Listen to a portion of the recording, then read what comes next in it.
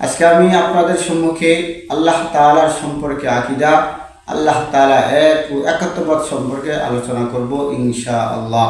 আসসালামু আলাইকুম ওয়া রাহমাতুল্লাহি ওয়া বারাকাতুহু। নাকুলু ফি তাওহীদিল্লাহি মুতাকিদিনা বিতাওফিকিল্লাহি ইন্নাল্লাহা তাআলা ওয়াহিদুন। সম্মানিত উপস্থিতি, খেদমতে ইসলাম সাজিদ মিডিয়ার পক্ষ থেকে সবাইকে জানাই আন্তরিক শুভেচ্ছা। আজকে আমি আপনাদের সম্মুখে আল্লাহ তাআলার সম্পর্কে আকীদা, আল্লাহ তাআলা এক ও একাত্মবাদ সম্পর্কে আলোচনা করব ইনশাআল্লাহ। ইন্নাল্লাহা তাআলা ওয়াহিদুন, অর্থাৎ আল্লাহ তাআলা এক, একাত্মবাদ। আল্লাহ তাআলার আসমানি কিতাবের মধ্যে, সকল কিতাবের মধ্যেই আল্লাহ তাআলার একাত্মবাদ সম্পর্কে আলোচনা এসেছে। বিশেষ করে মুহাম্মদ সাল্লাল্লাহু আলাইহি সাল্লামের উপর অবতীর্ণ কোরআন কারীমের অসংখ্য আয়াত দ্বারা আল্লাহ তাআলা একাত্মবাদ প্রমাণ করেছেন। যেমন পবিত্র কোরআনের মধ্যে রয়েছে ওয়াল্লাহুল ওয়াহিদুল কাহ্হার, অর্থাৎ তিনি আল্লাহ তাআলা এক, প্রবল প্রতাপান্বিত। অন্য একটা আয়াতের মধ্যে রয়েছে ওয়া ইলাহুকুম ইলাহুন ওয়াহিদ ওয়া নাহনু লাহু মুসলিমুন, আমাদের মাবুদ এবং তোমাদের মাবুদ একই, আর আমরা তারই আনুগত্য স্বীকার করি। প্রসিদ্ধ একটি সূরা, যে সূরা আমরা সবাই তেলাওয়াত করি, সূরাতুল ইখলাস।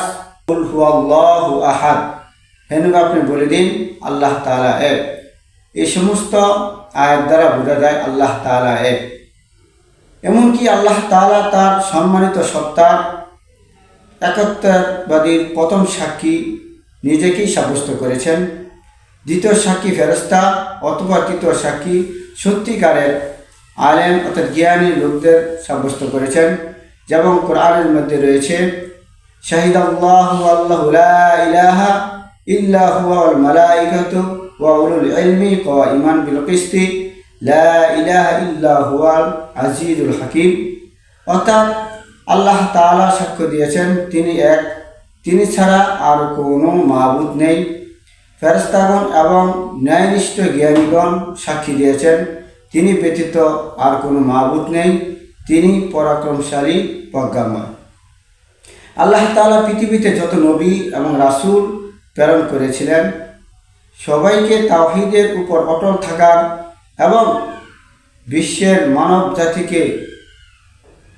মানব জাতিকে এর প্রতি দাওয়াত দেওয়ার নির্দেশ দিয়েছিলেন।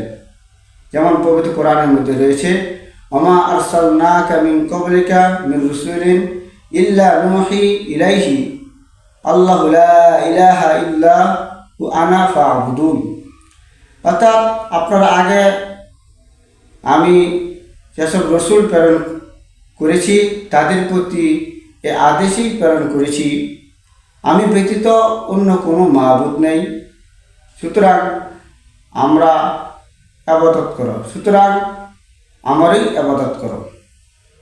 এতে তাওহীদ হলো সমস্ত নবী রাসূল গণের দ্বীন এবং সর্বযুগের সিদ্দিকিন ও সালিহিনদের পথ। এ থেকে বোঝা যায় যে আল্লাহ তাআলা একত্ববাদ, আল্লাহ তাআলা এক এবং তারই ইবাদত করতে হবে, অন্য কারো ইবাদত করা যাবে না। সুতরাং তাওহীদ, আল্লাহ তাআলার একত্ববাদ বিশ্বাসী হওয়া ঈমানের মৌলিক বিষয়। এতে ব্যতীত কোনো মানুষ মুমিন হতে পারবে না। আল্লাহ তাআলা এক, এটা বিশ্বাস করতে হবে। আল্লাহ তাআলা ছাড়া অন্য কোনো মাবুদ নাই, আল্লাহ এক। আশা করি আল্লাহ তাআলা এক এই সম্পর্কে আমরা বুঝতে পেরেছি।